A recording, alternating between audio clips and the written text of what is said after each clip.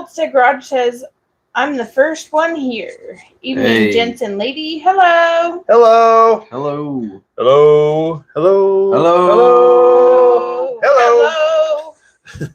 Hello. Hello. Welcome to another Tuesday Night Live. Yo-Yo Fro says, what the heck's going on tonight, boys? Oh my goodness. Well, my daughter and my son-in-law were supposed to be over, but they forgot. So we ate without them, and that's why we're running a little bit late today. Let me see. What we got going on? Okay, well, first thing first, we got to talk about Miss Santana. B&A Engine Works. You know, Van Buren, Arkansas. She is a sponsor of the channel. And you guys, all her information is down below in the links. Check her out. If you need some engine work done, need anything done, email her, give her a call, jump on Facebook, YouTube, Instagram, all kinds of stuff. Yeah. And don't forget, if you guys are going shopping, to go to the super links for Summit or JEGS or Acme Tools. And those are that'll help support the channel a bunch. It's starting to, you guys are really starting to use them religiously. It's really showing it. I really appreciate it. Big news of the week is I finally got Babe and them up on the lift, and I went over everything, and all I had to do was zip tie a couple of wires, but there's no runs, no leaks, no nothing. Draggy is supposed to have been delivered today. So to this address. So it hasn't showed up yet, but I have a feeling about 8 o'clock, right before it gets dark, it's going to show up at the door because they say it's out for delivery today. Yo-Yo says, tell us what's more about the Summit deal. Summit is I am now an affiliate of Summit. So if you go through the little link under the description, it'll take you to Summit so you can make your orders. But it helps. I get a little taste of that, a little small percentage of what you spend. So if you spend, you know, whatever it is, then I get a little hit of that back, like once a month or once every 2 months from the company. It's called Impact. So I have the same affiliation with JEGS, and I have the same affiliation with Acme Tools. So if you need something big for like an engine stand or something like that, or whatever you would normally buy through JEGS or Summit, then if you go through the link, it tracks that you went through my link, and then I get the affiliate from it. It really helps support the channel. It's really been, it started really small, but now it's starting to ramp up, and the more people that use it, the more support you can show. And it doesn't cost you anything. Yeah. It just automatically, instead of just going on your computer or on your phone, go through the link through the description, and it helps support the channel. And eventually they'll give probably like discounts and stuff like that for using. I'm sure if he starts getting enough traffic, they get probably enough will. traffic, we'll get like Black Friday codes, things like that. Yeah. Yeah. So. And I'll adjust the stuff and make sure you guys get full advantage of that deal. Mm-hmm. Did get reached out today by DeWalt. DeWalt emailed me this morning, and they're going to be sending me some care packages, and so we'll be. Yeah, I'm a big DeWalt fan. Now he's Milwaukee. I'm DeWalt. Gryffindor. Slytherin. No. Slytherin. Gryffindor's red. I don't care. Yeah, that means you're a Hufflepuff, bud. I'm a Hufflepuff. You're a Hufflepuff. It's okay. About a few, what is it? A few lives ago, we got the banner from Ty from Mac Tools, and he's third DeWalt guys. So yeah, he helped me out a bunch. Yellow and black too. Oh, Hufflepuff. It's pretty. Yep. But let me see what else happened this week. Not really much. I can't find a gremlin. Oh, well, they're all, now that we've been talking about, you know, your phone's listening to you. I get nothing but feeds about gremlins. I know. I look it up on Facebook Marketplace. And after that one you sent me, I was getting a whole bunch in my feed. Yep. And after the one you sent me, I haven't gotten a single one. I'll send you another. If I come across one, I'll send it to you. Keep that going. I don't. Yeah. I mean, if she wants to, we could LS it. You know, we're not talking about LS. No, that's not Dirty Max. I know Dirty Max. It was big old. Yeah, we call it the dirty. The turbo has to sit out, like exploded out the hood. Yeah, because there ain't no space. And it's got to have a stack. Oh yeah. The stack on the side of it. Yeah. It's got I've seen those. Yeah. It's got when they're zipping. Hi, Judy. Hello. Hello. Let me see. Oh. All right. How many we got in? I have a question. Okay, you have a for question. you. Okay. We have 9 currently. So what's your question?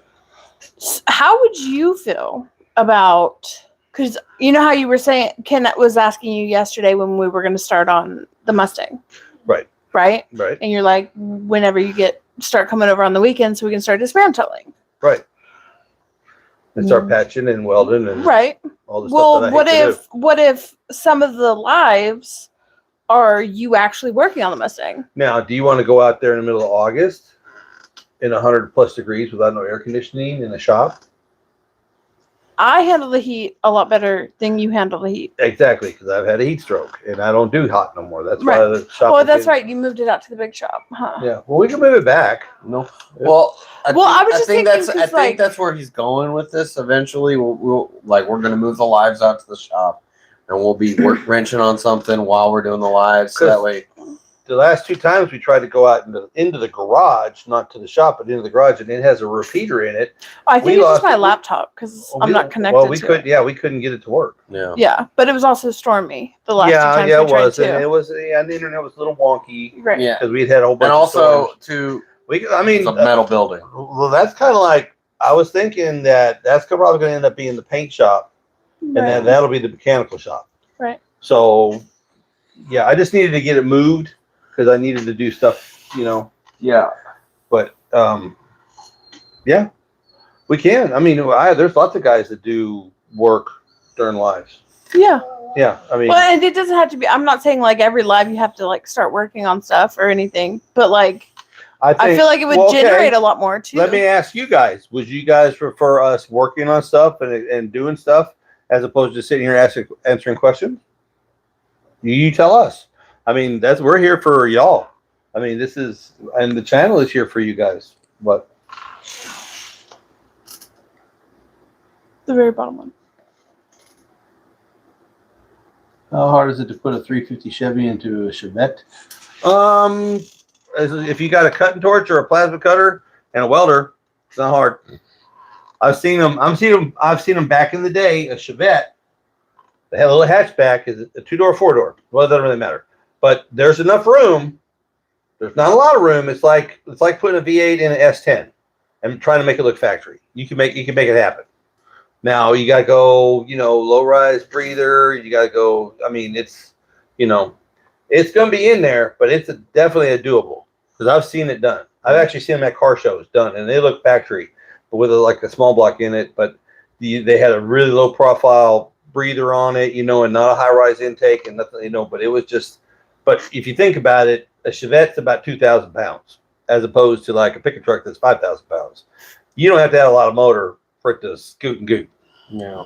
You can put a Peppy 305 in it and call it a day. That was the whole premise of the Vegas and the Monzas, because they were so light and so small that you didn't have to have much of an engine, and they would rock the house. Yeah. I mean, but the only thing that I think they did dumb with the Monzas and the Vegas was they always put a 4-bolt pattern on it, and they always had like 13-inch or little bitty 14-inch tires on them. Yeah. I mean, you can get them to fit, but they look wonky once you get bigger tires on them. Mm-hmm. And you got to do a lot of work on the suspension in the back to get any kind of fire. You got to do a lot of work to get them any kind of tire to fit, but that ain't about this wide.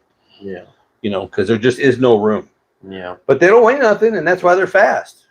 Is because they don't weigh anything. Yeah. That would be kind of cool, like a Datsun, like an old school Datsun, like a 280Z. Yeah. Or a 240Z. Yeah. They're getting really popular right now on like all the street racing channels and stuff because there's no weight there, and because the driver is all basically sitting right on top of the rear suspension. Mm-hmm. It's long nose with a little short, kind of like a Gremlin. Yeah. And it just all the weight distribution there is already there. They don't have to tweak it much. Yeah. Well, I had a buddy that when I was in the Navy, when I first joined the Navy, he had a little Datsun pickup truck, and he tore it apart in his apartment. He had the hood off, the cab off, down to the frame, no lift, no nothing. He was an airframer, and he would call me every once in a while. He's like, "Hey man, I gotta take the cab off. Come over real quick." And I'm like, Yeah, two "The two guys of us?" lifted it off. Yeah. He's like, "Yeah." He's like, "Just trust me." And we get over there, and I'm like, "What the fuck is this?" And he's like, "It's a Datsun." I'm like, "I ain't never heard of a Datsun before." I'm like, No, There's Uncle, one for it's sale. tiny. There's one for sale on Marketplace for like Uncle 800 Mike right now. built one in a one-car garage. Yeah. I mean, and this is 25 years ago, but Uncle Mike built one, badass little small block, tubbed it, the narrow 9-inch, the whole 9. And Uncle Mike, I love him, but sometimes he just doesn't get anything finished. He started it. He had it almost done, and then I think he traded or sold it or did something. Something happened. He needed money or something. But like it's the same Uncle Mike that me and him shoehorned the small block into extended cab S10 for the first time, first one in the area. We did that in a little one-car garage. I mean, we did a lot of fabricating, but we did it. And Third Gen 1991 says, "Hey Uncle Buck, your 350 rebuild video inspired me to create my own content." Perfect. That's what it's all about. I mean, the bigger the community gets, the more voice we have. And then Holstead Garage says, "I think a live works while working when a person has a behind the camera person like you have. Otherwise, it's ratchet sounds and no communication because the host is working and can't read the chat." Yeah, I'm also saving for some meta glasses too, so I can actually work and have the video from the frames. Yeah, that would be helpful too. Being hands free and just say start recording and just record what you're doing right there and upload it to the computer. This is coming from the same guy that about 10 years ago said, "I hate smartphones." I know. I swore for a decade that I would not get rid of my little silver Samsung flip phone. I loved it. It was my pride and joy. But Christina talked me into it, but I wouldn't be doing this if I hadn't had the phones. Right. Steve says, "Because honestly, all Chevy rollers are ridiculously expensive." Yep. Yeah. And then Hercules in Wyoming says, "I still have a 1976 Datsun truck, long bed." Oof. Yeah. Now Mike's was a short bed, but yeah, Yeah. What was cool for me too is like it had the old school 4 on the floor. Yeah. Little banger. Yeah, a little banger with Yeah. a little four banger, straight four banger. Yep. Yep. I had a buddy in high school. We drove back and forth to Votech in it. Jerry Leslie. He talked like this. He really was southern. Really talked like this. And his favorite thing to say was "dadgum bastard." You're a dadgum bastard. You see, that's exactly how it sounded. And to this day, if I run into him, he said it exactly that way. Your grandson's headed that way. He says some Buck, what stuff. you doing? It's been good to see you. How you been doing? But Jerry was a good friend. He still is a good friend, but that was his favorite. Called everybody dadgum bastard. I ain't thought about him in 10 years. Jerry, if you're listening, good to see you.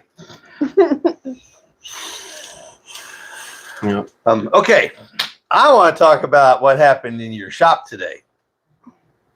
Throttle body. With the what? With the valve body. Oh, with the valve body? Okay. I'm going to set him up, and you guys tell me what you would think if this problem came up in front of you. Okay. So There was. So there was. No. Butt naked eating Cheetos in a beanbag chair. Anyways, so car comes in, vehicle comes in, and had a valve body replacement. Left about 2,000 miles later, comes back. It's got a whine. It's shifting hard. So I scanned it, no codes, but I could duplicate the whine, and it was like a spool up on the torque converter. Mm-hmm. That's the best way I can explain it. But it was literally it sounded. The sound is coming from the front end. So I'm like, okay, that could be like three different things. Could be, yeah, It could be pump. It could be torque converter. It could be transfer case. It could be front diff. What have you? So, okay, but let's premise this because it came in and it got diagged that it needed a valve body. right. That's what I'm saying. This is the second time it came to the shop. The first time it got a valve body. There was a diag on it, and they didn't have they had someone. They had someone that wasn't really trained to do it. Right. But so that happened. Whatever. Come back 2,000 miles later. 2,000 miles later, and it came to me, and they asked me to diag it, and I said, okay, fine. So started doing my thing, scanning no codes. So no DTC, no codes. It means it's a mechanical problem. It's not an electric problem. Would not go in the park. Right. That was the reason why they changed the valve body. Oh, The original time. So which makes sense, but and they reprogrammed and all this other stuff. But anyways, so no codes basically means mechanical. So I took a fluid sample. And if anybody doesn't know that the greatest thing you could do as far as like trying to diagnose what's going on internally is look at the fluid. The fluid will tell. Transmission. Well, on anything. Yeah. On engine oil, power steering fluid, brake fluid, anything. It'll tell you the story without having to dive in. Like, oh, I know what's going on. Tell them what color it was. It was so they had swapped the valve body 2,000 miles ago with brand new and put fresh transmission fluid in it, and the transmission fluid that I pulled out of the transmission was black. Coca-Cola. Yeah, pretty much. Looked like cherry. It looked like molasses. It looked like darkened molasses. And it was sparkling. It was a glitter party. Glitter party. Glitter party basically means metal in the transmission, contamination means the transmission. Means that the clutches are fried. Yeah, it's smoked the transmission. Yeah, smoked the steels and the clutches. So I sent in for transmission, or I put in my recommendations in because I took a fluid sample from the transfer case, the transmission, and the front diff. I recommended service on the transfer case and the diff, and then I recommended a transmission and a transmission flush to flush out the cooler and all that. Now, I pulled a lot of trannies in my day, but I never pulled one that had that. I mean, he took pictures and video, and I've never seen one that color. Yeah. I mean, I've seen them where they smelt bad. I've seen them where they're starting to turn, but I've never seen one that had black fluid. Yeah. It was so roached and burned up that it had black fluid. But here was the weird kicker. It didn't smell burnt. At all? At all. It still smelled like cherry. Yeah, it was weird. But again, that was only 2,000 mile old fluid. So, I mean, it didn't have a lot of time to cook, but it cooked. But it cooked, yeah. So, and,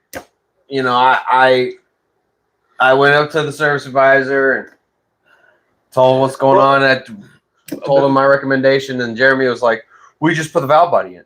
Or my boss was like, we just put a valve body in. And I was like, yeah, but now, I don't know how they're built now. I don't know how the newer ones are built now, but I know that if I had an automatic transmission, whether it was a 700 or 200, 354, L60, if it's not going in the park, it's not, something fell out in the pan, it's not adjusted right. I mean, Hater Made Racing, Tristan, Bluto's son, had the same thing happen. He just had a little 5-cent little nut come off, and his gear selector, it fell off into the pan into the train. He had to pull the pan to put it back in place. Yeah. I mean, because I don't know how they're done now, but every automatic transmission, like in my era, had a lug that would come up in park to lock the drum in place. Right. Like an emergency brake. Right. That's what it was done. So if it doesn't have park, it's not the valve body. It's something that's connected to. Right. Well, so it's the first diagnosis, just for my common sense, doesn't make sense. Right. Like they just threw parts at it to try to fix it. Well, to be fair, too, it was the question. I know we're getting into gray areas, but and the question came up. Baller. Hey, baller. Hey, baller. Oh, by the way, appreciate all the comments on all the stuff, and backing me up on some of them guys with some of that, all the E15 stuff. I really appreciate it. I really, really do. I really appreciate you having my back. But and the question did come up when the valve body was going in, like, hey, should this be happening? I voiced my opinion. Or I tried to voice my opinion, and they were like, we're doing this, and I'm like, okay, yeah. And so I mean, there are some questionable calls made, and I'm not perfect. I make dumb calls all the time. I'm not saying that I'm not. I'm human. I still have growing pains going on in the shop. But when you stick to when you use common sense and you go, okay, does not go in the park. I don't know, because it's electric. This specific transmission is electrically controlled. It doesn't have an actual manual shifter. It has a turn knob. Okay. And that's what I was thinking. I figured they would have made a little so bit. it was electric. So most of it is electric. Now the internals are mechanical. But that brings up a question. On the L60 and L80s, are they mechanical? Yes, They're connected. Okay, They're linked. linkages. Okay. They're linkage. Okay. Now the solenoids, the shift solenoids, are electric. Right. Now I get that. Right. I get that. Unless you get a non-electronic L60 or L80. Right. Yeah. Which like they're rare. mid-90s. Mid-90s. Yeah, they're rare. Late 90s. Yeah. Yeah, but I mean, they're still vacuum driven valve bodies. they still kind of work like an old Turbo 350 or 400. Yeah. Okay. They're 4 gears instead of 3. Yeah. But Got a question? No, just some comments. Okay. Third Gen says, I have a 91 Camaro RS with the tiny 3.1 liter V6, and it ran for 30 seconds while the timing was completely off. And the distributor was a few teeth off. It was a miracle that it ran. And then you listen. I had a 91 with a 3.1 liter. I had a rebuild. I pulled it out to the 3.4. But yeah, I had the same thing. I do have a question for you though. Have you had to pull the little metal cap off the back to adjust the throttle body? There's a little on the back of the throttle body. You can adjust your idle. There's a little metal cap, and you just kind of pop it out with a screwdriver, and there'll be a star screw. You can adjust your throttle body, your idles at it. But yeah, no, they're dynamo little engines. I mean, they're still in the. I remember at the time, Edelbrock was making performance parts for them suckers. I mean, he said, yes, I did. Yeah. Yep. And it was a great little car. I drove that back and forth to work for about 3 years. That white one. Mm-hmm. T-top. Yeah, 91. And when I was 20, I had a 90 model with the 305 in it. And it just, the throttle body.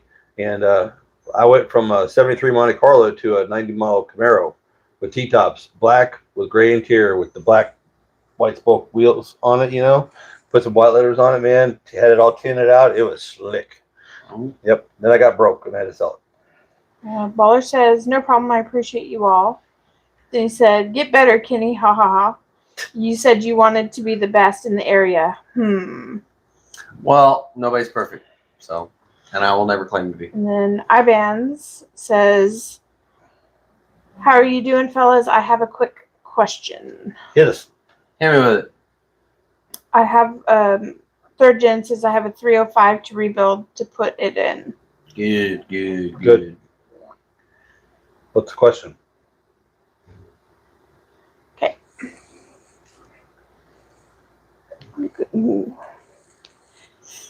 Nathan is sending love from Norman. And then Baller says, I'm pulling your leg. Ibans says, I have a truck I have sanded down to some bare metal in some areas and now has service rust. I got some OSPHO, but not too sure how to use it. What do you recommend? OSPHO.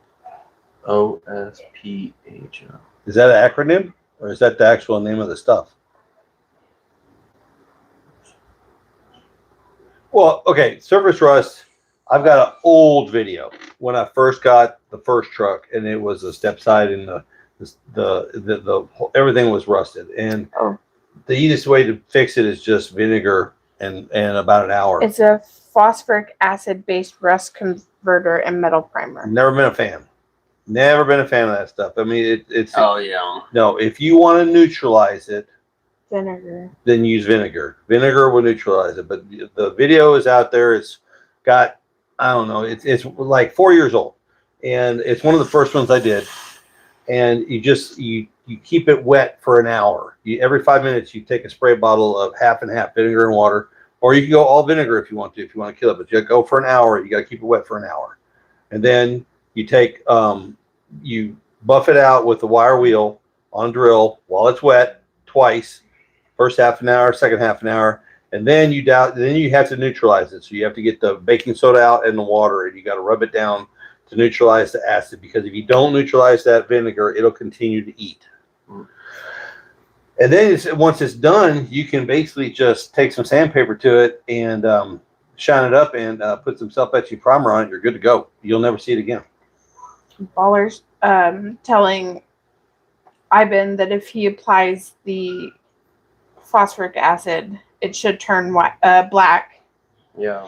And then you wash it with water, and it should turn white after. Yeah. I was gonna say I've used it a few times. The Navy has a different thing they use, but essentially all it is it goes on. I can't remember if it's a clear, but essentially it'll go. You'll brush it on, and it'll turn black, and then you'll like a dark gray primer, and then you use water, wet sand it, and then you'll shoot primer over the top of it. But I've always, and it's kind of hard to get, but I've always been an Aladyne fan too. But Aladyne's more of a chemical prep of the metal prior to primer. Yeah. So, I mean, it's one of those, you wipe it on and then spray primer on it. Well, and when it comes to, like, for me, when it comes to heavy deposits, I've always just been a vinegar guy. But you just got to, I just set a timer on my phone every 5 minutes, and every 30 minutes, give it a wire wheel scrub when everything is dissolving, and then neutralize it with the baking soda and the water. Yeah. Yep. So, but anyway, so the finale of the transmission was if you took a handful of rocks and threw it in a blender and hit the blender button. Because when you're sitting in the car, you hear a different you hear one sound.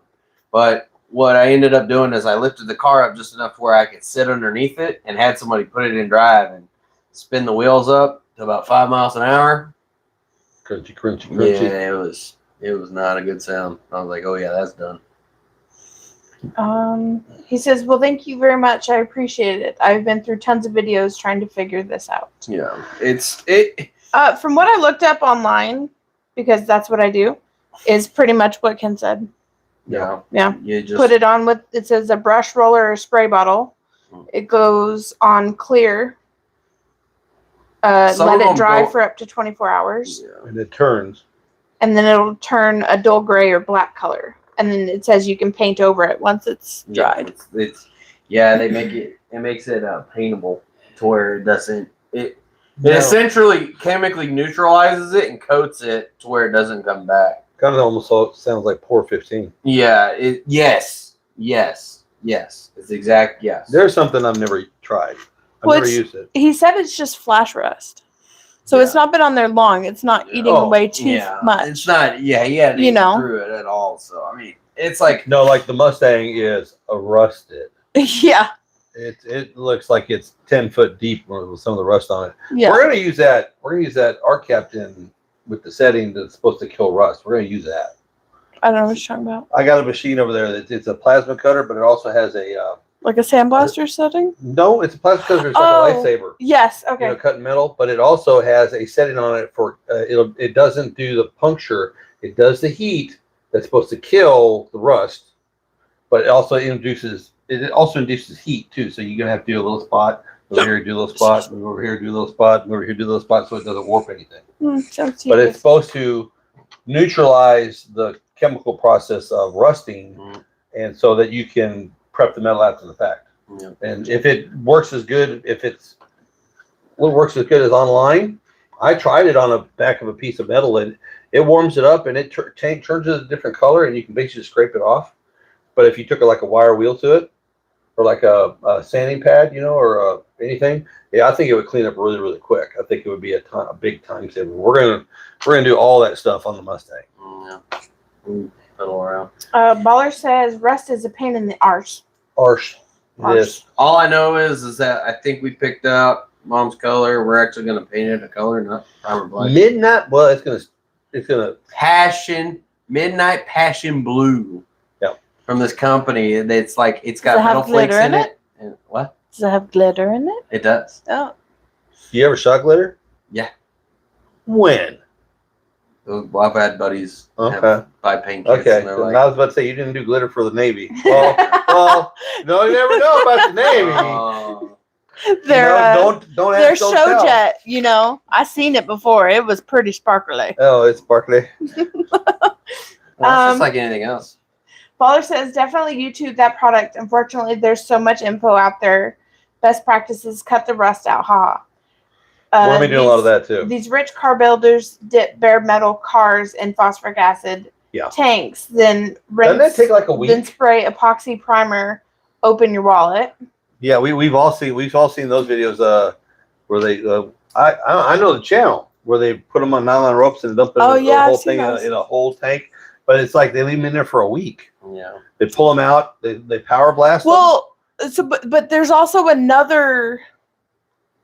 There's something you can do with like a battery and electrodes, and that's supposed to get right, and that's supposed to get rust off too. Parts. I've seen big cars do it too. With a bigger version of that. Yeah, it's a lot of power, but like how that works is the electrolysis in the fluid, you have to have a piece of metal next to it for that to attract to. Yeah. And basically, what do they call it? A sacrificial bar or something like that? It's sacrificial metal. Mm-hmm. Yeah, sacrificial metal. Yeah, and it'll draw. Yeah. All I know is I'm going to be doing a lot of work on those engines that I got out of the barn. I got 3 engines last weekend out of the barn. Which there is a question. Hey, Uncle Buck, do you ever do barn finds and do road trips across the states?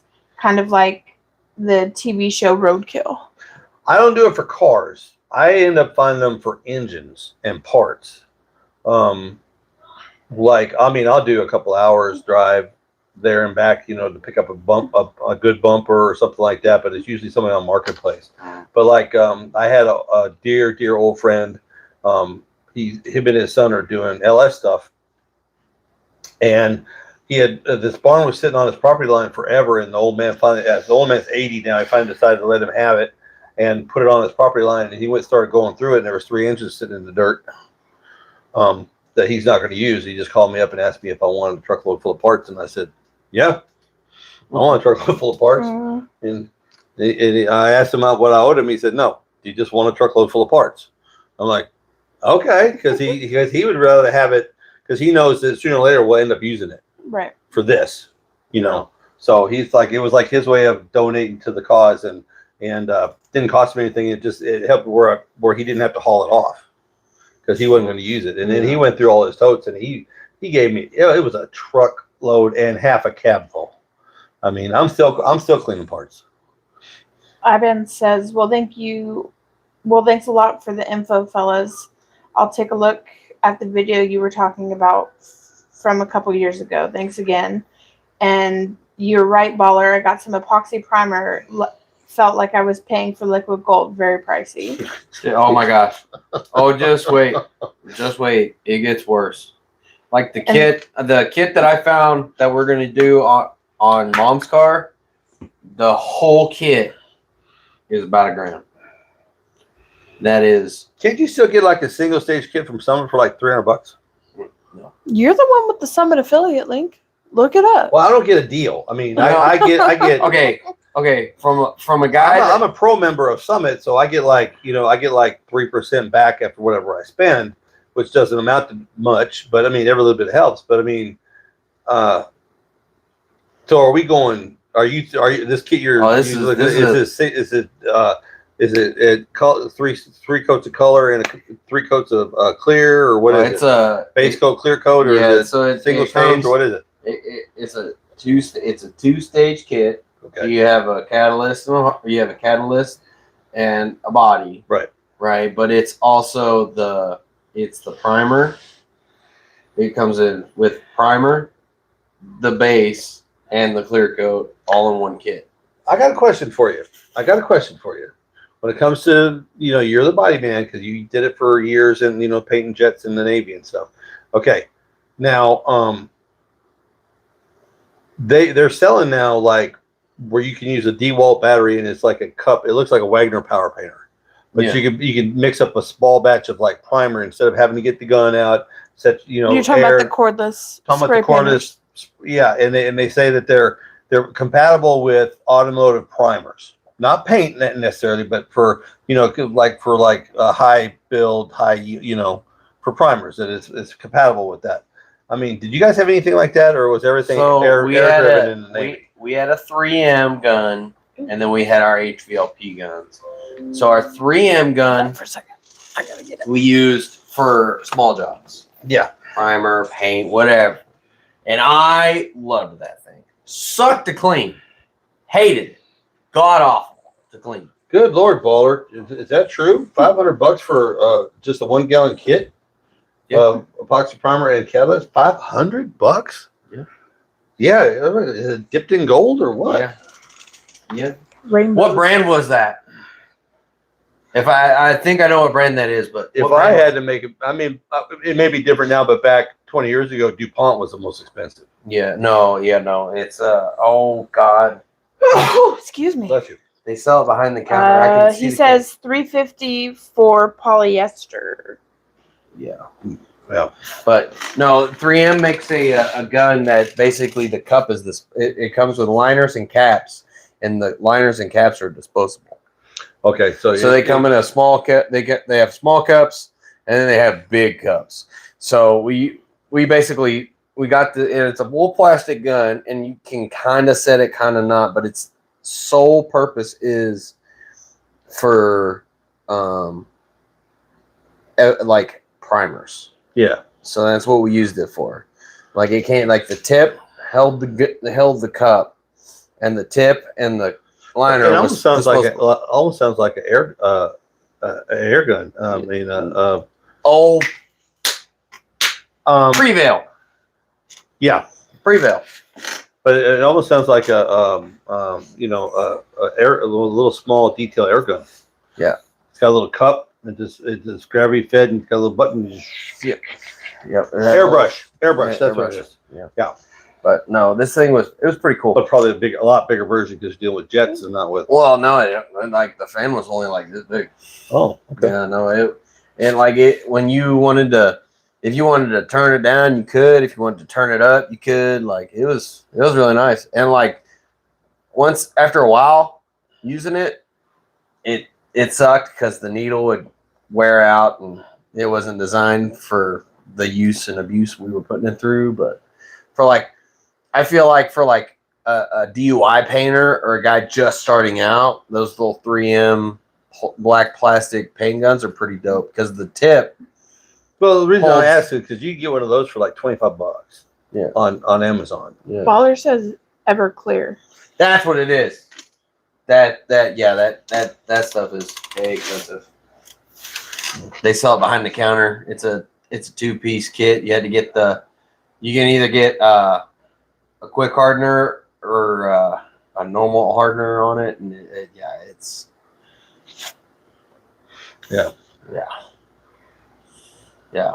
no. I have a feeling it's a paint job's going to cost you more than I'm going to have in the whole damn car. I don't know about all that.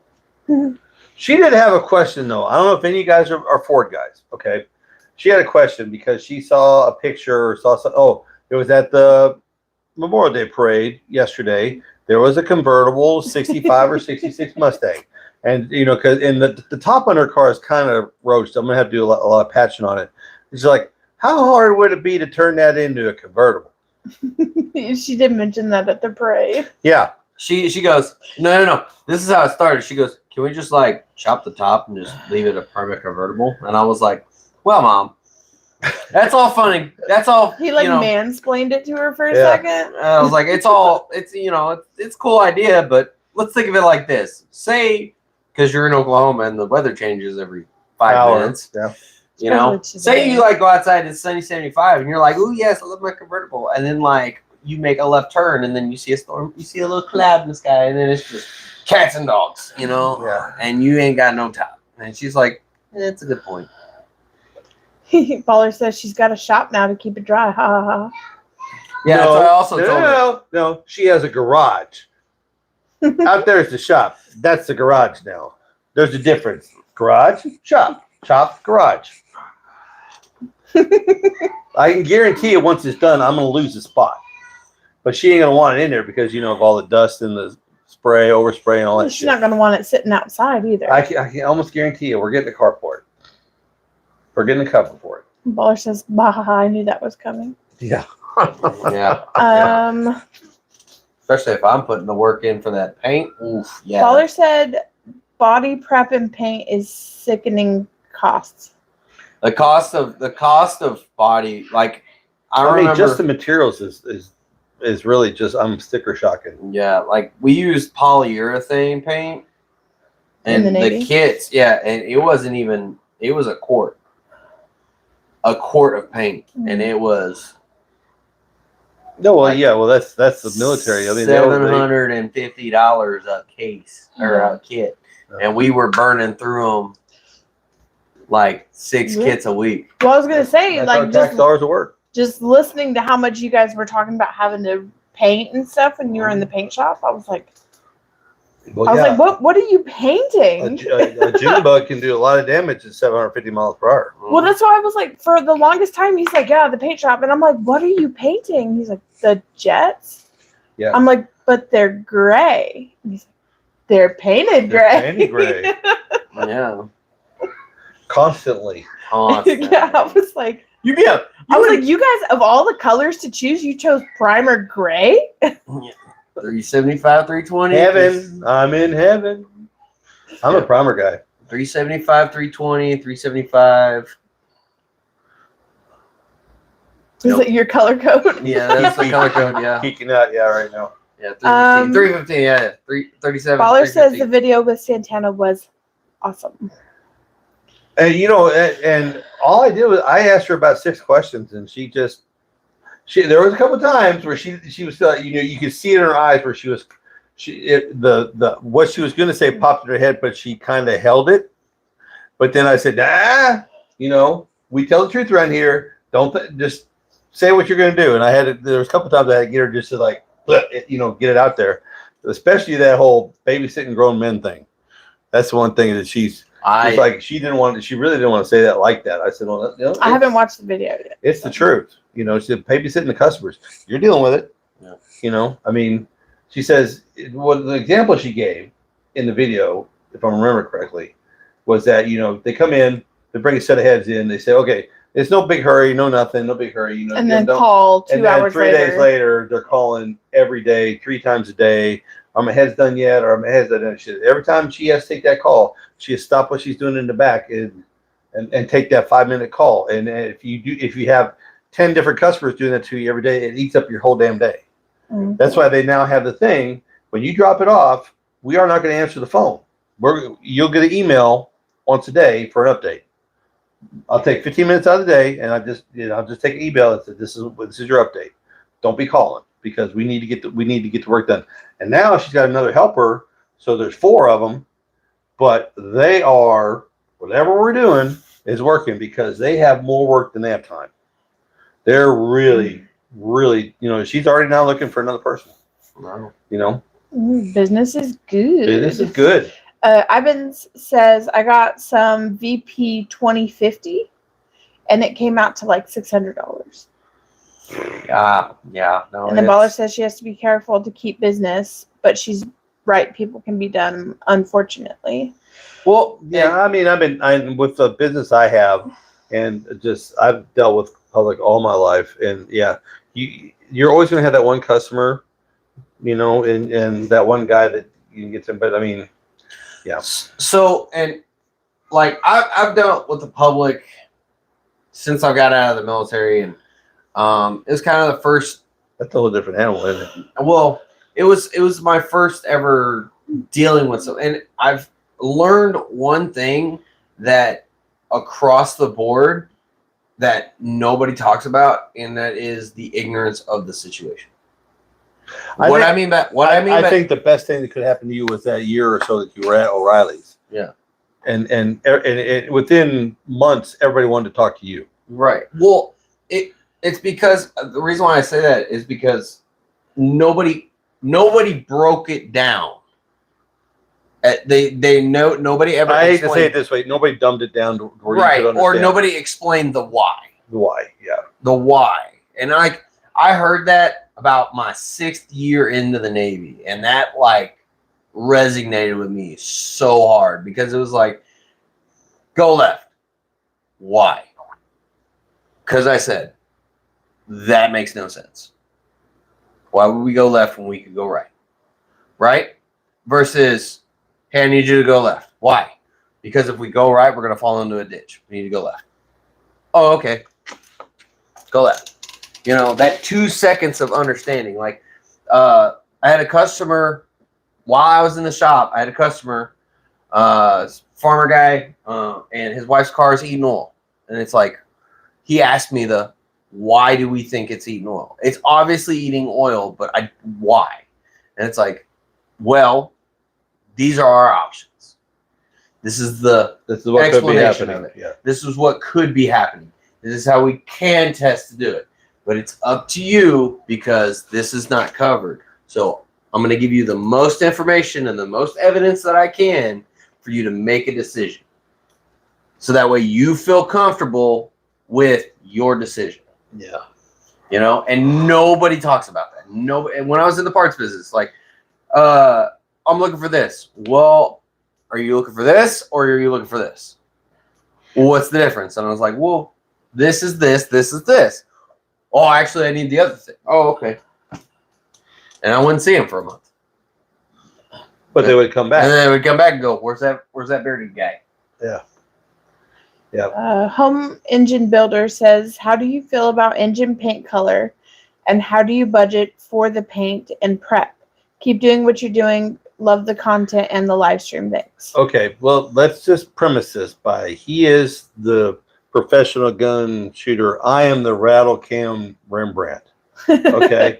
That's me. Okay. My prep is Duplicolor from O'Reilly's, Chevy orange on everything I do because everything I build is Chevy. Now the Ford will get Ford blue, you know, but it'll be Duplicolor. It'll be, if I have access to a torch, it'll be heated to sweat the water out of it, get the water out of the pores, and then wipe down with any kind of solvent, whatever solvent I got. Paint thinner, like whatever it is. Yeah, I'll wipe it down probably twice, clean rags, wipe it down a second time with a clean rag, lint-free rag, and then it gets shot. Yeah. But the thing to point to the Duplicolor is it takes like a regular $3 rattle can takes about an hour and a half for it to tack up before it starts to harden. The Duplicolor, because it's formulated different, takes about 8 to 12 hours for it to harden up. So like if I'm painting an engine, it's going to get taped off and it's going to get painted. Everything's going to be shut off. Lights going to be turned off, and we're going to go to bed. And it's going to sit overnight. It's going to harden up overnight, and nothing touching it. But it's just a matter of getting all the old grease, and if you got access to a hand torch, sweating it to get all that old liquid off, and then it'll be perfect forever. Yeah. You know, I mean, the first truck I did that on, and he sends me pictures of it like once a month, and it still looks like brand new underneath the hood. Yep. I mean, the main thing is debris. Well, you'll never get the debris gone. Like I remember I went down to SoCal with Bryce and Stan, and Stan was an old school pinstriper, owned a shop and body shop, and he would like, I would never ever claim to be a professional painter, like standing next to Stan. Like, Lord bless him, like he passed, but he was the guy. But he used to always say, "You're not a good painter unless you find one bug."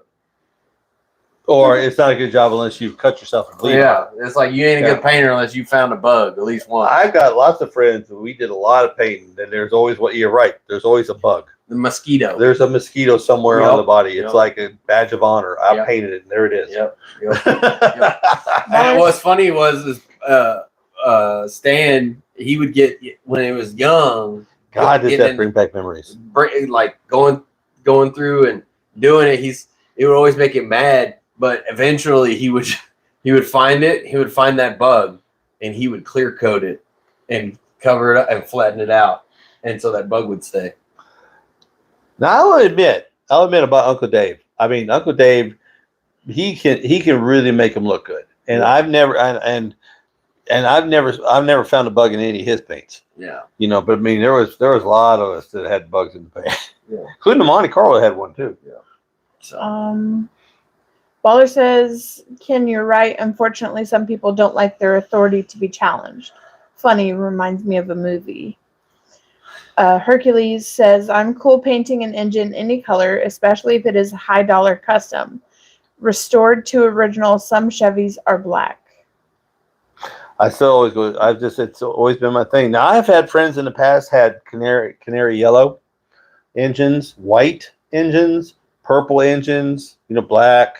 I had a guy that about to have a neon green engine. Yeah, I did have a guy that painted a '70s Camaro with Ford tractor paint. Well, the blue Ford tractor paint. That's all he had. So he mixed it up and shot it over a night. And boy, you could tell. Well, I have a question. What's the purpose of it? Just put paint on it. There's really no. It was all primered, and he just make it look pretty. Yeah, he just want to make it look different. That's what a paint on an engine is. It's just okay. Yeah. I don't know if it had like. No. Just do it. If anybody tells you any different, they're lying. Okay.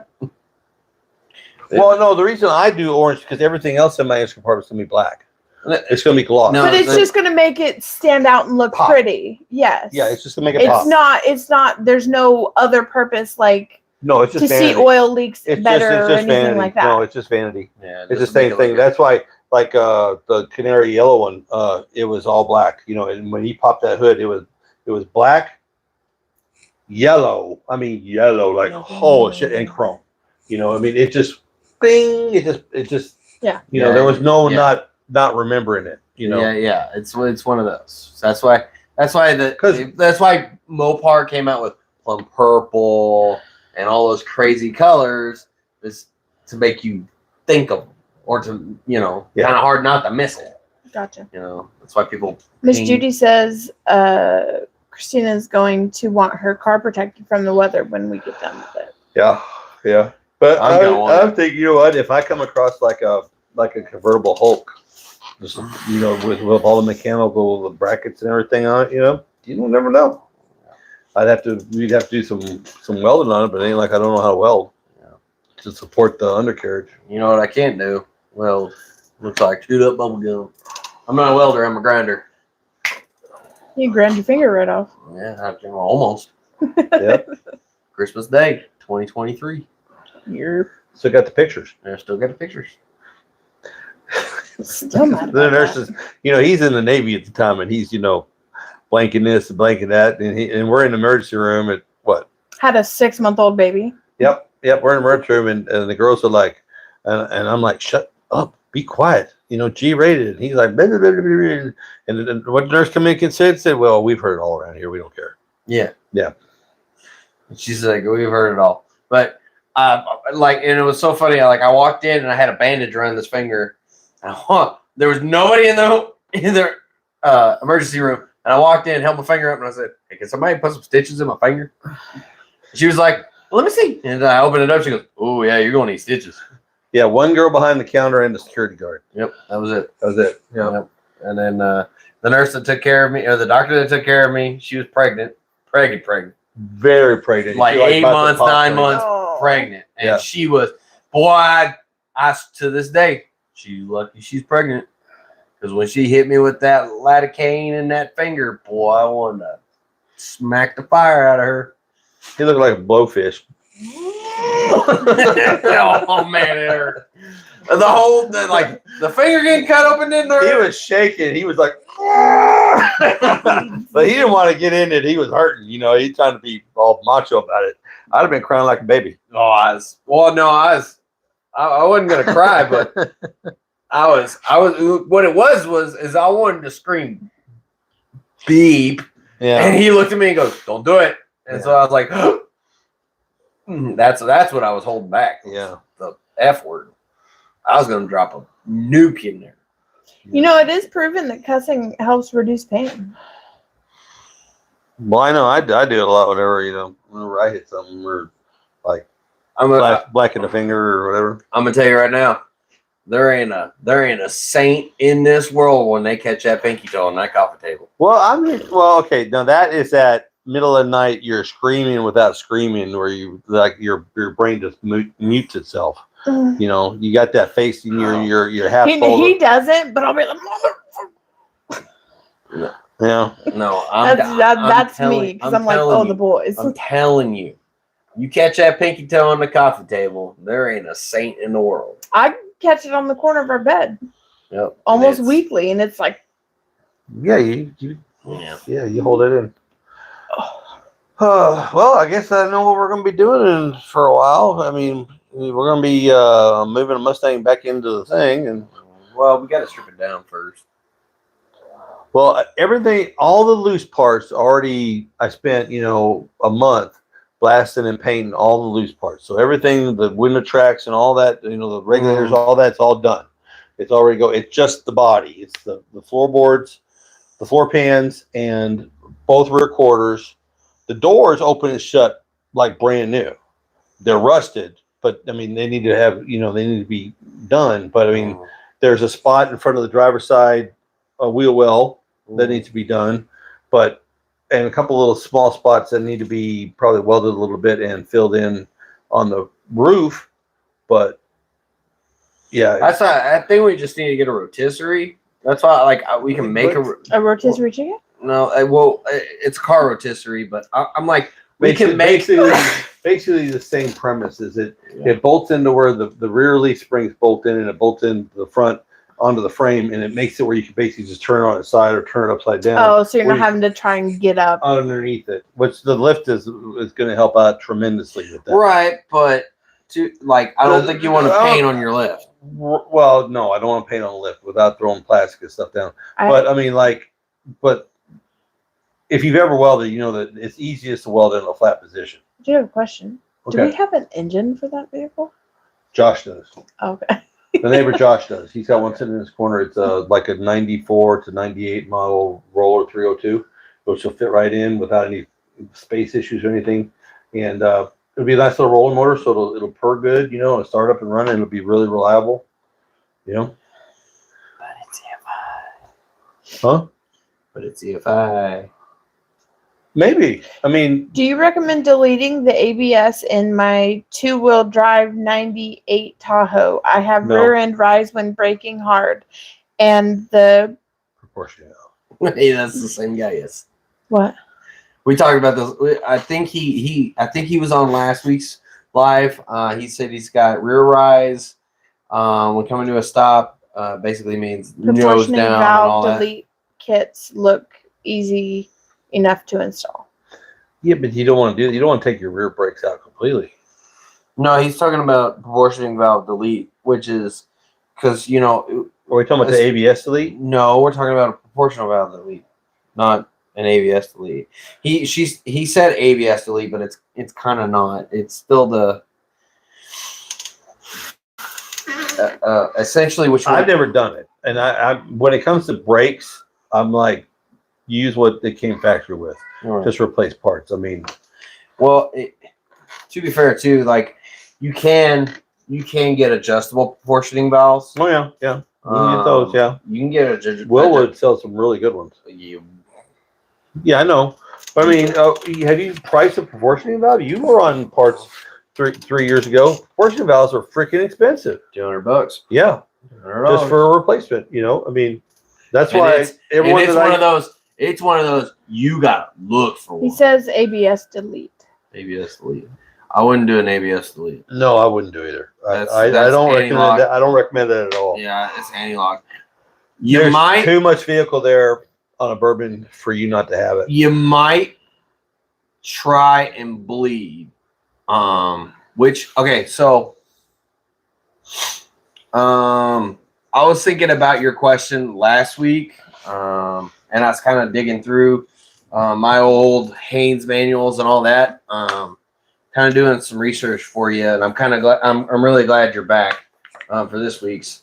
But try and do a bleed, just a quick bleed, not like dump the whole system, fill it back up, do all that, but to kind of find out where the flow is stopping.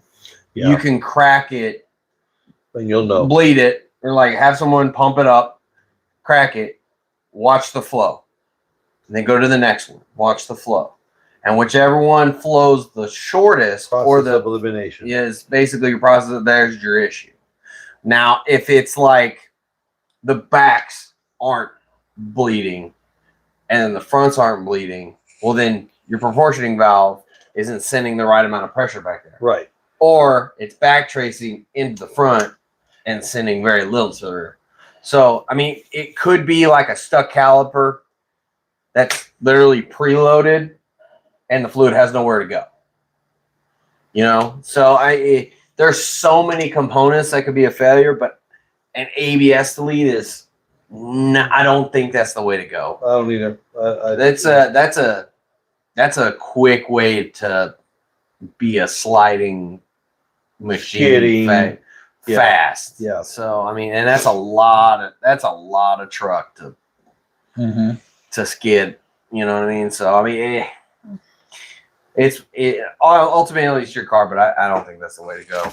I mean, and you can always bench bleed a ABS pump too. Those old school ABS pumps, you can bench bleed those to make sure and that the ports are cleaned out and all that.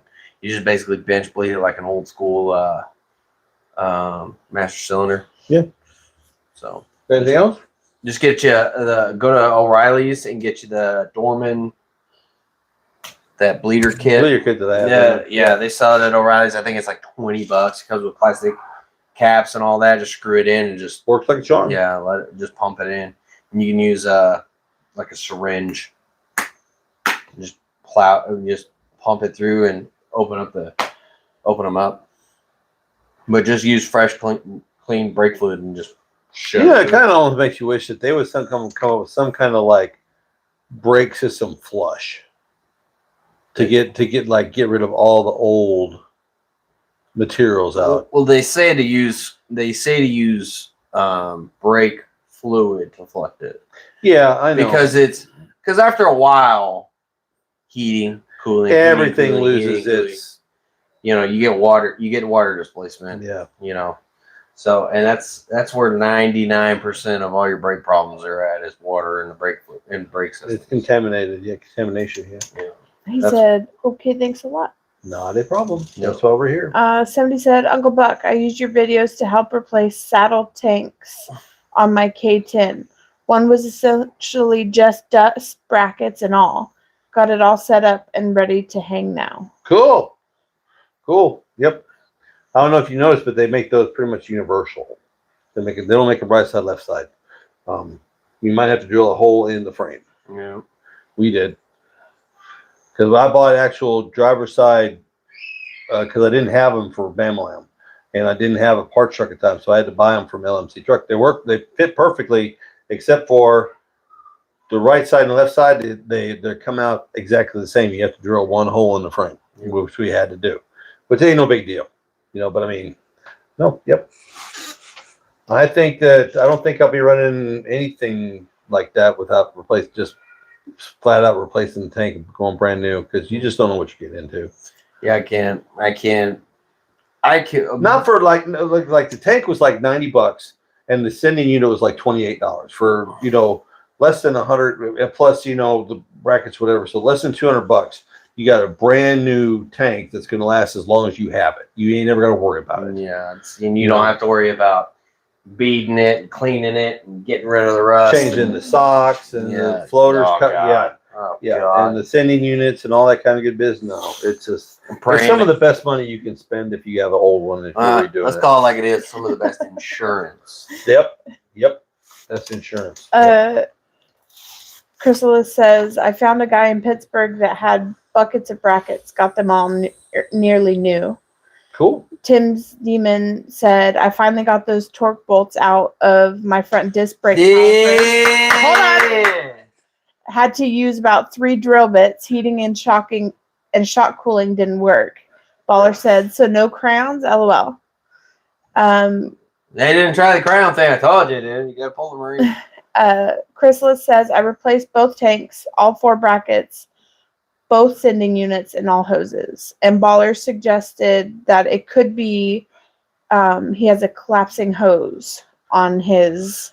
Yeah, that's the other thing his I've done on both of mine brake line. is all 3. There's 3 of them on like a square body. It's 2 in the front, 1 in the back goes off the frame to the block to the block. Yep. It goes down both the axles. Mhm. Yep. It's one of the first things I buy. Yep. This we buy the soft lines. Yep. Buy new soft lights because I've had way too many of them that deteriorate and to plug up. They act like a one-way valve. Yep. They don't release. Yep. You know. Yep. Yeah. I did buy. I just haven't done it yet. I do have a vacuum canister for Bama Lamb because I've figured out that the cam in is pretty big, and so I'm not getting in a vacuum to run the brakes right. They're a little spongy, so that's one of the things I got to do this summer is put the vacuum canister on it so that the brakes work right. With a big monster cam to have, vacuum assisted brakes. Yeah. I want to start building AN lines. Start doing AN line on everything. I think they look good. Yeah, they're good and they're safe. But they're kind of pricey. Yeah. Well, everything is pricey. I mean, Yeah. I was out of the game. I was out of the game 15 years, and I come back and got total sticker shock. Yeah. I will say though, I tried that Evil Energy. Yeah. I tried them. I tried some of their stuff, and I got a couple. They sent me a couple of little piddly little samples. I got them in the pit pack. Yeah. I mean, I got. AN fittings are like everything else. You have your bargain stuff, and then you have your really top end stuff like Earls and stuff like that. The OG Earls, and then you have the bottom base with stuff like all the people that are like all the stuff coming out of like Evil Energy trying to break in the market for they might work good the first time, the second time, but the 4th or 5th time, you just don't know. I mean, there's bargain basement, there's middle tier, and then there's upper echelon. And if you got for just your own safety and for longevity, you get what you pay for. Yeah. And pretty much everything these days. Yeah. And that's try it out like Earl sells pretty much everything. I think the company that bought Holly and Comp Chems and all the things, they're the ones that owns Earls now. Yeah. I think that corporation has those guys. Yeah. And Earl came out with the first ever. I think they were the first ones to do a LS block. The that plate that I had that was causing an oil leak. Oh yeah. The adder for oil coolers. Yeah, the oil cooler. Yeah. The oil cooler blocks. Yeah. Aftermarket ones. Yeah. I think they were the first ones to come out with those. Well, but I mean, where Earls came from, AN fittings, Army Navy fittings. Yeah. You've been dealing with them. You dealt with them for 10 years. Yeah. If it's good enough for a 750 mile per hour aircraft, it's good enough for a hot rod. Yeah. Home Builder says, now that you're out of lifters, if Powers doesn't come through, will you go roller even with the cost? That's what Santana is trying to talk me into with the big block. Says, is it just worth it at this point for bot the reliability and performance gain for the pain? I don't really see much of just from the camshaft, much of a performance gain. But it's just the retro part, because if I get a retro cam for the big block that has a cast iron distributor drive gear on it, not a billet where I have to get like a $250 or $350 distributor gear, a melanized distributor gear, or a bronze gear that I've changed out every 3,000 miles because it's going to get ate up. I got to get a cam button for it, probably a special timing cover to make sure there's no walk. You know, it's special size push rods, which I'm pretty sure by now that they have. You know, you can basically call whoever you want up and say, I need cam lifters and push rods because I have rocker arms and everything else. You know, 50,000 valve lift sounds like a lot, but it's not a lot of movement. 50,000 of an inch. You know, that's not much. You know, for a performance game for a low RPM up to like 6,000 RPMs, you know, it's just the cost. It's the cost. And like I said, it's a whole bunch of specialty stuff you have to go to retro it in. I did see, I got to do some more research on it, but I did see a company has recently come out with a flat tappet that has a very small oiling hole in the base to actually literally oil between the lifter and the cam lobe. It's a very small dead center, and I've got to get back online and do some research. But I mean, that seemed like a decent idea. It's like the old. It's I did have a guy tell me that his idea was to machine an oil galley through the camshaft and to the top of the lift of the lifter, so that when the oil system is pressurized, it will be forcing oil through the cam to the bottom of the lifters. You know, yeah, I haven't heard from Howard, but I mean, but Santana's bringing to me this way. He said, we've done all this work. The engine is perfect. The machine work is done. It's all ready to go. The crank is great. Rods are done. Brand new pistons, rings, bearings, rods, everything. Why take a chance? Why, you know, I mean, you know, but it's saving up them ducats. It's expensive. Yeah. You know? Yeah. That's the reason why I don't have any aftermarket aluminum heads, because I just can't freaking afford it right now. Yeah. You know, still got to keep the lights on, and you know, the money just ain't there right now. Yeah. You know, so I did think about it because small block Chevy and big block Chevys, the lifters are the same. They're the same bore size, same everything. And I thought about retroing the small block and using those lifters for the big block. Because Santana asked me what I was going to use the big block for. I said it's going to be a replacement of the engine that's in Bamalam right now once I roast it, going down the drag strip. So I'll know what I'm going to do when I pull the trigger on what I'm going to do. Yeah. Right now I'm completely up in there. But right now I got a brand new small block ready to be fired off, ready to go, built, sitting on the stand. So if I've torched the engine that's in Bamalam right now, I might put that one in there and break it in. Yeah. I don't know. Baller says so you can use 350 SBC lifters in a 454 big block. Yep, they're the same part number. They're the same thing. Yep, that's one of the great things. That's why I like GM so much. That's why I like Chevy so much, because so much interchanges, bell housings, brackets, pulleys, parts. You know, I mean, the only reason you couldn't use the roller tips because the stud in a big block head is bigger than a stud in a small block head. Now you can get oversized studs for small blocks. You use big block rocker arms on the 1.7s, the 1.8s instead of the 1.5s, 1.6s. You'd have, you would have interference issues, with that much.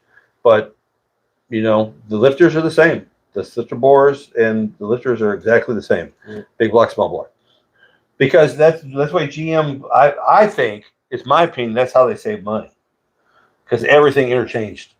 They didn't have to retool for a lot of things. They could make the same lifters for every engine that they produce, for decades. And where Ford would be, this doesn't fit with that, and that doesn't fit with this. And Chrysler was the same way. You couldn't. There wasn't a lot of interchangeability involved, but you could do a lot of swapping when it comes to a big block or a small block with Chevrolet for decades. Well, He said, interesting. Thanks. Didn't know that. Yep. Well, I didn't really know that either till recently, and then Santana, she verified that. You know, and I was like, well, all this time. You know. oh, it's like have you noticed too that obviously over the years certain things have changed in motors, like Chevy, you know, but if you look at it and break it down, it's pretty much the same. They're all thing. just big air pumps. It's just Yeah. different design and different engineers that figure them out. I heard some scuttlebutt about Chevy now decided to come out with another new V8. Don't know what the differences is, but Chevy's starting production on a new style, another gen whatever V8 engine. Yeah. It's going to be electric this time. Don't get me started. Don't get me Baller started. says cam is different though, correct? Cam is different, yeah. Yeah, they're different. The big block is about a good 3 or 4 inches longer. You know, the stick is longer, and they have different lift ratios and everything, but the lifters are the same. But you know, you can Google it. I mean, but it took a little convincing for me. But Santana drove it home. Yeah, they're the same part number. She hasn't actually looked them up. Small block, big block for an hour cam, same part number. So now I'm sure they're different when it comes to like your retro and rollers or Like all aftermarket stuff. Oh yeah. Yeah. They're but those are the days of being able to find those like on eBay and stuff are over. So I'll have to cross that bridge when I get to it. I still think we need to do one of these days we do a small block bottom end with an LS top end. I saw where they took a set of LS heads, sawed them, welded them, and put them on a straight 6. Mm-hmm. Is that true? Did I catch that right? Mm-hmm. Yeah, now that seemed interesting. But they also had to fabricate the exhaust manifolds, had to fabricate the intake manifold, and the whole 9 yards. And old Ed, I don't know if you guys know who that is. Old man Ed was talking about back in the day. He liked the straight 6s that came out like in the '66 Mustangs. But he would take the manifolds and he would have them machined and cut square and put a sideways 2-barrel holly on it because they all came out with 1 barrels. And then he said all it took was that opening up the exhaust a little bit and letting it breathe and getting some more fuel. And they said those things sing. He said he still has the record for street stock in the rules from the 60s and 70s with that Mustang, with a straight 6 in it, with a 240 straight 6. You know, just by doing things like that. You know, it's but I thought that was interesting. They took 2 LS heads, chopped the cylinder off of them, welded them together, and got them to bolt up. Tim says he just wanted to mention that he's now put a small box of crayons in his toolbox. Yep. And Home Engine Builder says they have Elgin valves and springs for a cam setup. Elgin's, yeah, that's a brand. That he should send, or that he could send. Yep. And then Baller said that would be amazing of you. Yep. Every little bit of help, every little bit of things would help. Yeah. I was. Sooner or later, we'll come up with some way of using the stuff. Well, and I was just like, on lunch, I go through, and for some reason, every time I'm at work, never fails. If I go on my lunch, or if I'm eating something, and I turn on my Facebook, Power Nation comes on. Well, yeah, never fails. Well, because we spent how many years have we spent watching it on Sunday? Right, but so, and it was about a week ago. They did small block. They did a small block 350 bottom end with an LS top end. LS heads. Oh, they did. Yeah. Oh, I didn't I know was that like- was even close to bolting up. Yeah. I didn't either. But again, Chevy making everything interchangeable. Sorry. But It it's does sound interesting though, because it's like basically just LS heads and LS intake with a Chevy short block with a small block short block in it, and it made 400 horsepower. no, it's like with all this stuff. Is like I go down the rabbit hole just as well as everybody else does. And right now, my thing is that I'm worried about the break in on that new engine, right? And so I just heard that Summit has come out with their own brand of break-in oil. I couldn't find it in the book. I haven't looked online, but I heard that they've come out with their own. They have like Good Wrench has theirs, and Ford Motorcraft has theirs and all that. But the Summit come out with their own brand of oil, and they actually have a break-in oil with the zinc additive and everything for the older engines. And they also have just a day-to-day, like a 30 weight with the added stuff that they're not producing in the modern engines anymore because they don't have to. The zinc, especially for the coatings, for the hard connected parts where nothing's roller, everything's flat rubbing against each other. So it needs those extra protection, and also the anti-rust properties that they have putting in the engines because everything's aluminum. They don't have to worry about things rusted. And it like Bam Lam's engine, I don't think it'll ever get synthetic because it's flat tappet and you can't run synthetic because it doesn't have everything that engine needs. Yeah. You could possibly hurt your engine by not using the right kind of oil. Yeah. Okay, you guys got any last questions? Because it's getting kind of late and I can hear the boys are in there getting rowdy with Grandma. So He's yelling at the TV. anyway, so any last questions? Home Engine Builder says, I would like to see if you got good results out of them. Reach out. Yep. Got the cam and lifters also. Comp cam, I changed directions. Had to pivot due to a self-induced setback. I'd send it. Baller says, nope, thanks for the live. Now Santana used the comp cam in that 400 Ford that she just sent to Tennessee. And she said she did the break-in, used the break-in oil, but she has a different brand of break-in oil she uses. Can't remember the name of it. She has it on the shelf. I should have asked her about it, but she did the whole half an hour, 2,000, 2,500, 2,000, 2,500, and let it cool off and it fired up this run, and apparently it's still running smooth and normal, so they're happy. So, but it was a legit comp cam. That's the way they wanted to go, and she tried to kind of talk them out of it, but they wanted that comp cam, so she did it, and it worked for her. So, we're gonna pop off and run the big block on her run stand at the shop. We're gonna build it. We're gonna put together at the shop. Well, we have the extra one here that we're gonna put together. That me and you are gonna put together. You are gonna be involved in the one that's on the stand, the big block that's on the stand in there. It's a standard bore. I got all the parts, the pistons and everything. We just got we got the crank, we got everything except for the rods and rings. That's it. The bearings and the rings. We got everything else. Well, we got the rings because he bought them through you at the store. So we just got to get bearings for it, and we can put another big block completely together except for a oil pump. You are going to be involved. The heads are already built. They're in the plastic bags in the shop. Okay, I'll build my LS without you two.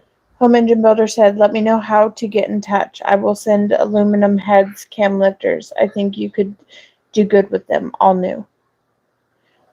P.O. Box 2088, Muldrow, Oklahoma 74948. Leave It's your also email. in the description. Yeah, it's in the bottom of the description underneath all them links. There's an There's email a link. place. It's send stuff, and it's got the PO box, and then there's also I think your email address. Yeah, my email address in there. If you want to if you want to FedEx it or whatever, you email me and I'll give you my direct address. Because it's really long. When we first moved in, it was a simple 101 something or other. But then, like a week after we bought the house, it went to a weird 911 number. So every house has a different number, and don't get me started. But we're going to call it a day, and you guys think about your questions for next week. And like I said, every little bit helps. Remember, Santana and B&A Engine Works, if you have any questions about any stuff, if you need JEGS, something done, Summit. JEGS, Summit, Acme Tools, help out the channel. Just Dave says you've got main bearings, not rod bearings, and 2 sets of rings. Dang. yeah, I didn't do much of I didn't look at the list. I just started piling stuff in the truck, Dave. I'm sorry. Leave it up to Dave to correct him again. You know what's crazy though? Every You know- live. Okay, listen. Dave amazes me every time I talk to Dave. Because I bet you he couldn't tell you what he wore 3 days ago for a t-shirt. But he can tell you exactly everything that's in his shop, Mechanical. Yeah. everything, where it's at. He could tell you what he gave you 4 months ago Or In what a you trade. still owe him. or what you still owe him. Never forget it. It goes in that Blows my mind. goes in the Rolodex and doesn't come out. Yeah. He's like a human computer. Every live your dad will say something. And he gets me. He Every comes live. on, he's like, actually that's incorrect. every haven't said live. You think we didn't notice, did you, Dave? I noticed and it's hilarious. Keep it up. All right. Bolt boy strikes again. Yeah. Oh, hi, Dingoes. Hi, buddy. Can you go outside? It's about that time? No, don't start acting stupid. All right. Okay, so we're going to call it a night. We appreciate all you guys, and we'll see you next Tuesday, if not sooner. Peace. Dave said,